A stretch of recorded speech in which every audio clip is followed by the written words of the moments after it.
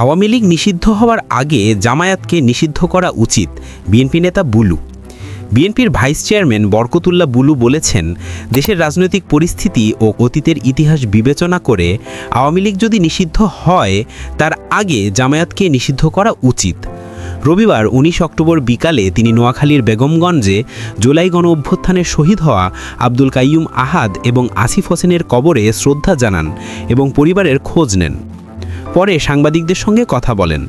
Blue বলেন যে July August আন্দোলনে 2000 মানুষ নিহত এবং প্রায় 20,000 আহত হয়েছেন।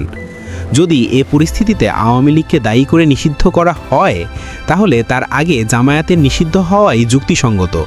কারণ 1971 সালে তারা মা বোনদের পাকিস্তানি সেনার হাতে তুলে দিয়েছে, 30 লাখ শহীদের রক্তের সঙ্গে বিশ্বাসঘাতকতা করেছে এবং পাকিস্তানের পক্ষে মানুষ হত্যা করেছে। তিনি আরও বলেন, ফ্যাসিস্ট সরকারের বিরোধী আন্দোলনে সবচেয়ে বেশি ক্ষতিগ্রস্ত হয়েছেন বিএনপির নেতাকর্মীরা। যারা 71কে অস্বীকার করে, মহান মুক্তিযুদ্ধের শহীদের রক্তের অবমূল্যায়ন করে এবং 5ই আগস্টকে দ্বিতীয় স্বাধীনতা বলছে, তারা দেশের অস্তিত্বকে অস্বীকার করছে। এমনকি তারা সংবিধান ও ইতিহাস অস্বীকার করছে।